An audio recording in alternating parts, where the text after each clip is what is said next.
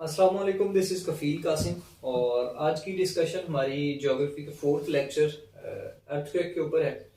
Earthquake basically आप इससे बहुत ज़्यादा फेमिलियर होंगे कि ज़लज़ले जनाब ना आते हैं, और ज़लज़ले क्यों आते हैं, इनकी कौन सी रीज़न्स हैं, और इनकी जनाब अलीना इम्पैक्ट्स किस किस्म के हो सकते हैं। ये हमारी आज की डिस्कशन है।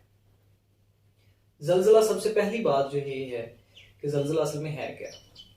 ज़लज़ला ये है कि जनाब ज़मीन जो है ना, उसकी सबसे ऊपर वाली जो सरफेस है, जिसके ऊपर इंसान और दूसरे जानदार पौधे जानवर ये रहते हैं ना, वो हिलना शुरू हो जाती है, उसमें वाइब्रेशंस आ जाती हैं, उसको आप ज़लज़ला कहते हैं। वो वाइब्रेशन समटाइम बहुत ही थोड़ी भी हो सकती हैं, और समटाइम वो बहुत ज़्यादा हो सकती हैं, जिसकी वजह से नुकसान होता है।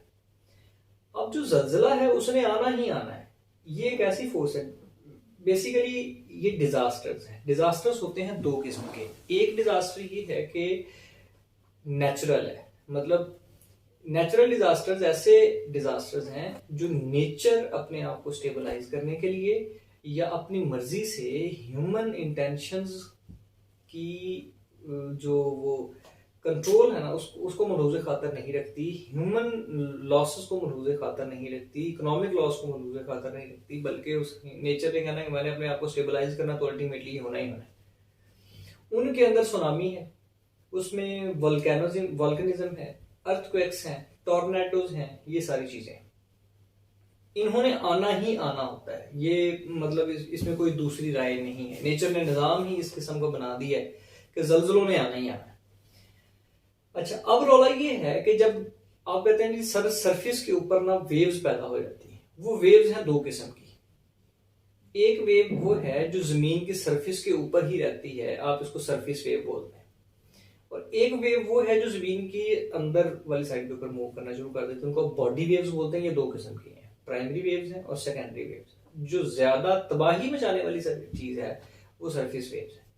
ठीक है, मिसाल के तौर पर आप सोचें, आप सिर्फ सोचें कि जिस जगह के ऊपर आप इस वक्त बैठे हैं या जिस जगह के ऊपर इस वक्त आप खड़े हैं, वो हिलना शुरू हो जाए, आप कैसा महसूस करेंगे? आपको लगेगा उजड़ गया, निजाम उजड़ गया, सब चीजें खराब हो गई हैं। मतलब कोई ऐसा अल्लाह पाक मेहरबानी फरमाए कि नीचे से चीजें हिलना शुरू हो गई हैं, ये स्टेबलाइज हो जाए। हम बर्दाश्त ही नहीं कर सकते इस लॉस को।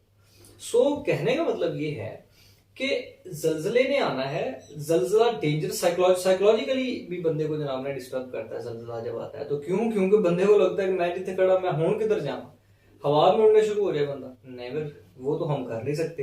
किधर जाएं? जमीन के अंदर घुस जाएं, वो हिल रही है, ऊपर छाला मारना शुरू कर दिए, की करिए? कोई अल्टरनेटिव ही कोई नहीं। बहुत ज्यादा जनाब ने इसका खतरा होता है इंसानों को, जब इंसानों को महसूस होता है। अब ये मेजर किया जाता है, इसकी जो मेजरमेंट है वो जनाब दो तरीके से। एक तो इसको मैग्नीट्यूड के हिसाब से मेजर किया जाता है, और दूसरा इसको इंटेंसिटी के हिसाब से मेजर किया जाता है। इसके दो स्केल्स हैं। जब जलजले को मैग्नीट्यूड के हिसाब से मेजर किया जाएगा, आप उस स्केल को रिक्टर स्केल बोलेंगे। रिक्टर एक जियोलॉजिस्ट है जिसने ये जनाब अली ने ये बताया है, ज्योग्राफी का स्टूडेंट था वो, जिसने ये बताया कि फर्ज करें एक जलजला आप कहते हैं जी 3 रिक्टर स्केल के ऊपर आया। जो 3 रिक्टर स्केल के ऊपर आया है वो 4 रिक्टर स्केल पर आने वाले जलजले से 10 गुना कम डेंजरस था। ठीक है जी। हर एक जो 4 वाला है वो 5 रिक्टर स्केल से 10 गुना कम डेंजरस है।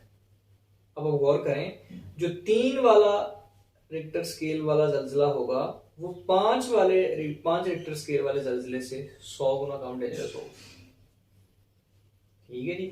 मतलब ये अजीब निजाम है। ये इसकी जो मैग्नीट्यूड है वो हम रिक्टर स्केल से निकालते हैं।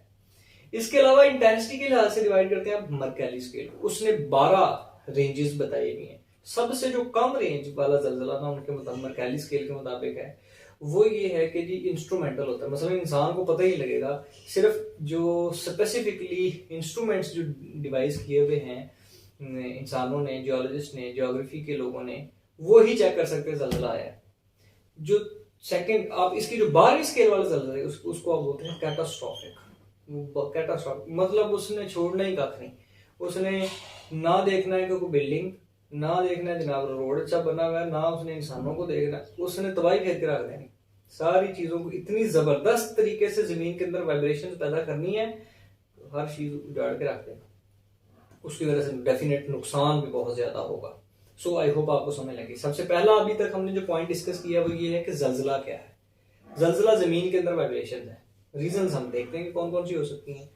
नंबर 2, उसको आप मेजर कैसे करते हैं। मेजर आप उसको करते हैं 2 स्केल पे, मर्कैली स्केल पे और रिक्टर स्केल पे। रिक्टर स्केल पे मैग्नीट्यूड की बेस पे और मर्कैली स्केल पे इंटेंसिटी की बेस पे चेक करते हैं जनाब ना उसको। अब आपके पास आ गया जनाब ना इसकी रीजन कौन कौन सी हो सकती है। इसकी रीजंस बहुत सारी हैं। अभी तक आपने पिछले जो हमारी वीडियो थी उसमें ये देखा होगा कि जो प्लेट टेक्टोनिक्स थ्योरी हमने ये पढ़ी थी। प्लेट टेक्टोनिक्स में वो कहते हैं कि जनाब जमीन की जो आउटर सरफेस है ना वो प्लेट्स पर मुश्तमिल है, और वो जो प्लेट्स है ना वो मूव करती हैं। और आपको मैंने बताया था कि वो जो प्लेट्स है ना वो 2-3 तरीके से मूव कर रही हैं। ये फर्ज करें, एक ये प्लेट है और ये दूसरी प्लेट है। या तो ये एक दूसरे से अवे जा रही हैं, इसको बोलते हैं डाइवर्जेंट मूवमेंट, या ये एक दूसरे के करीब आ रही हैं, इसको बोलते हैं कन्वर्जेंट मूवमेंट, या एक दूसरे के साथ साथ इस तरह मूव कर रही हैं, इसे बोलते हैं ट्रांसफॉर्म मूवमेंट। अब देखें, एक टेक्टोनिक प्लेट दूसरी टेक्टोनिक प्लेट्स के करीब आ रही है और एक वक्त आया कि दोनों एक दूसरे से चली गई, व्हाट विल हैपन? हिलेगी, इसने हिलना है। जब इसने हिलना है तो इस सरफेस के ऊपर जिसके ऊपर इंसान ने बिल्डिंग्स बनाई हुई हैं, जहां पे इंसान रह रहे हैं, जहां पे जानवर रह रहे हैं, उन्होंने कहना कि जलजला आ गया। ठीक है जी। तो एक इसकी रीजन ये है। दूसरा, ये फॉर एग्जांपल मेरे पास एक है जी मार्कर है। आप किसी भी चीज को ऐसे ना दबा के मरोड़ना शुरू कर देते हैं, इसके ऊपर जोर लगाते हैं, तो ये एक वक्त तक जितना मैं अभी तक जोर लगा रहा हूं ना ये नहीं टूट रही। क्यों? क्योंकि जो इसकी इलास्टिसिटी है वो मेरी फोर्स को रेजिस्ट कर रही है। वो कहती नहीं नहीं नहीं नहीं, हले रह सकते हैं, अभी हम इंटैक्ट रह सकते हैं, लेकिन मैं इतना जोर लगा दूं कि ये टूट जाए। तो ये वक्त आता है कि टूट जाती है। आप किसी स्टिक को, किसी छड़ी को आप लेके जब अपना ऐसे मरोड़ना शुरू करते हैं, इसके ऊपर जोर लगाएं, तो एक वक्त है कि वो टूट जाएगी। तो वो कहते हैं जो प्लेट्स है ना बेसिकली इसके ऊपर भी कोई ना कोई फोर्स लग रही होती है, और सम टाइम इसकी जो इलास्टिसिटी है, जो जमीन अपनी फोर्स से उसको काउंटर कर रही होती है, तो जब वो फोर्स जो जमीन के ऊपर लग रही है इसको तोड़ने के लिए, जब वो ज्यादा हो जाती है तो जमीन आपस में टूटती है, तो अल्टीमेटली वो वाइब्रेशंस पैदा होती हैं। इस थ्योरी को बोलते हैं इलास्टिक रीबाउंड थ्योरी। तीसरी रीजन इसकी ये हो सकती है कि जी वोल्केनिक एक्टिविटी हो रही है, जमीन के अंदर वाली साइड के ऊपर मैग्मा मौजूद है, जब उसको मौका मिले उसकी मूवमेंट में उसका टेम्परेचर की वजह से, उसके प्रेशर की वजह से वो जनाब ना बाहर आ जाए लावे की सूरत में। जब वो बाहर आएगा तो अल्टीमेटली जमीन की सरफेस के ऊपर वाइब्रेशंस पैदा होंगी। लावे के साथ साथ एक दूसरा एडिशनल चीज होती है, सरफेस के ऊपर वाइब्रेशंस पैदा होंगी। वो जो वाइब्रेशंस हैं उनको आप कहेंगे जनाब जलजला आ गया। 3 रीजन होंगे। पहली रीजन प्लेट टेक्टोनिक्स, दूसरी रीजन इलास्टिक रीबाउंड थ्योरी, तीसरी रीजन वोल्केनिक एक्टिविटी। 3 रीजन अभी तक हो गई। चौथी रीजन ये है कि जब आप कहते हैं कि जनाब जमीन जनाब ट्रांसफॉर्म मूवमेंट कर रही है, तो इसने ये एडजस्टेड है। फॉर एग्जांपल इस वक्त ना मेरी ये उंगली एडजस्टेड एक जगह के ऊपर एडजस्टेड है, लेकिन ये मूव करती हैं। जब ये मूव करती हैं ना तो ये अचानक से इस बड़ी उंगली से जब यहां पे आएगी तो ये अपने आप को एडजस्ट करेगी यहां पे ले जाने के लिए। इसको बोलते हैं आइसोस्टैटिक एडजस्टमेंट। जमीन की तमाम प्लेट्स एक दूसरे के साथ एडजस्टेड है, मगर वो फोर्स लग रही है ऊपर नीचे से, वो क्योंकि मैग्मा मूव कर रहा है तो उसकी वजह से फोर्स लग रही है। फोर्स लगने की वजह से जनाब ना ये इनकी एडजस्टमेंट सम टाइम खराब हो जाती है। जैसे ही इनकी एडजस्टमेंट खराब होगी तो ये अपने आप को दोबारा एडजस्ट करेंगे। फॉर एग्जांपल ये इस वक्त जनाब में फिट आ गई, तो जब तक ये दोबारा एडजस्ट करती है ना तो उसके दौरान पे ये सारी दोनों प्लेट्स हिलती हैं। आपको कहते हैं जलजला। जनाब प्लेट टेक्टोनिक्स में ऊपर सरफेस हिलेगी, जमीन हिलेगी, आप कहेंगे जलजला आ गया। वोल्केनिक एक्टिविटी होगी तब भी चीजें जमीन के अंदर से निकल के बाहर आ जाएंगी, हम कहेंगे जनाब देयर इज एन अर्थक्वेक। आप जनाब वो आइसोस्टैटिक एडजस्टमेंट खराब हो जाए तब भी हम कहेंगे कि जनाब नहीं ये अर्थक्वेक आ गया। सो अर्थक्वेक ने आना ही आना है, क्योंकि कॉन्टिनेंटल प्लेट्स मूव कर रही हैं, टेक्टोनिक प्लेट्स मूव कर रही हैं, वोल्केनिज्म का प्रोसेस हो रहा है, जनाब आइसोस्टैटिक एडजस्टमेंट समटाइम खराब होती है, तो चीजें अपने आप को दोबारा बैलेंस करने की कोशिश करती हैं, तो ये तो होना ही होना, आप इसको कंट्रोल नहीं कर सकते। हम इसको सिर्फ इसलिए पढ़ते हैं कि यार जब अगर आ जाए तो हमें इससे बचना कैसे। हमारे पास इंफॉर्मेशन ये है कि जी अगर फॉर एग्जाम्पल जल्जला आ जाता है तो आपको मूव किधर करना है, आपकी बिल्डिंग किस किस्म की होनी चाहिए, उनमें इलास्टिसिटी कितनी होनी चाहिए, आप उसको कितना स्ट्रॉन्ग बना सकते हैं तो जल्जला काउंटर कर पाएंगे। ठीक है जी, तो ये हमारे लिए जरूरी। अब आ जाए आप इसके इम्पैक्ट्स पे। जल्जला जब भी आएगा दो किस्म के नुकसान करेगा। पहला नुकसान ये करेगा कि वो इंसानों को मारेगा। देखिए ये बड़ी खूबसूरत स्टेटमेंट मैंने पढ़ी थी कि जल्जले नहीं मारते, बल्कि जो बिल्डिंग्स बनाई हुई हैं इंसान ने अपनी रहाइश के लिए, अपनी खूबसूरती के लिए, अपनी आसाइश के लिए, वो मारती हैं। एक बिल्डिंग बना लिया आपने जनाब ना, 50 मंजिला फॉर एग्जाम्पल बना ली, वो जल्जला आ गया, वो 50 की 50 मंजिलें जमीन के ऊपर आएंगे, वो तो थले देने आना मरना ही है। So earthquakes do not kill the people but the buildings do.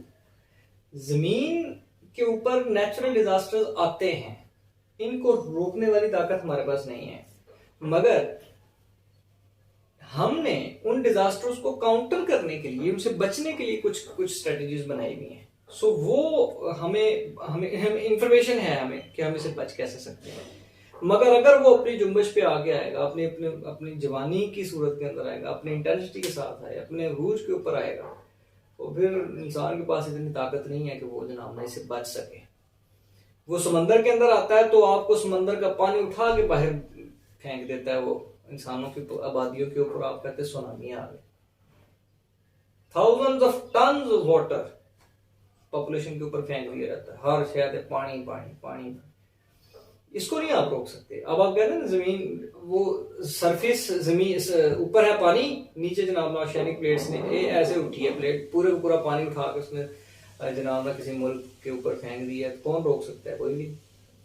आप सिर्फ उसको काउंटर मेजर्स ले सकते हैं कि जब अगर आ जाए तो फिर आप क्या करेंगे ताकि आपका ह्यूमन लॉस कम हो, सबसे पहली बात। दूसरा लॉस कौन सा होता है? बोलते इकोनॉमिक लॉस।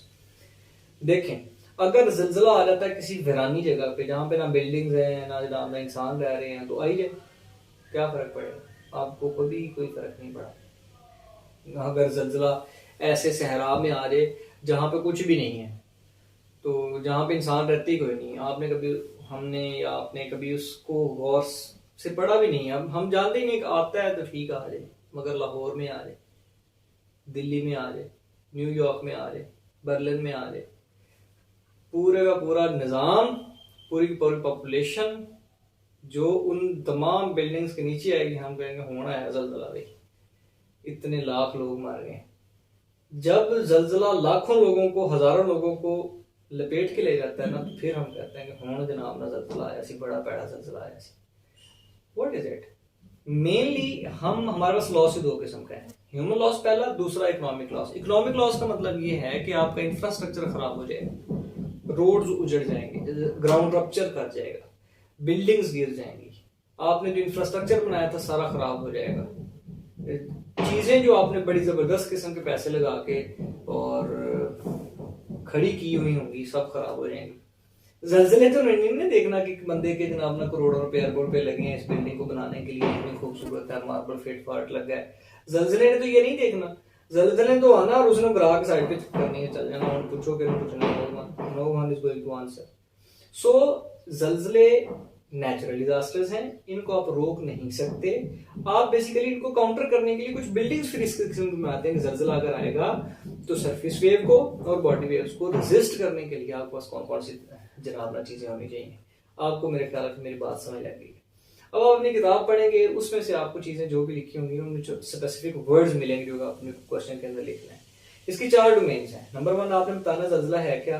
नंबर 2 आप इसको मेजर कैसे कर सकते हैं। सिस्मोग्राफ आला है, इंस्ट्रूमेंट है जिसके जरिए आप चेक करते हैं जल्जला आया या नहीं आया।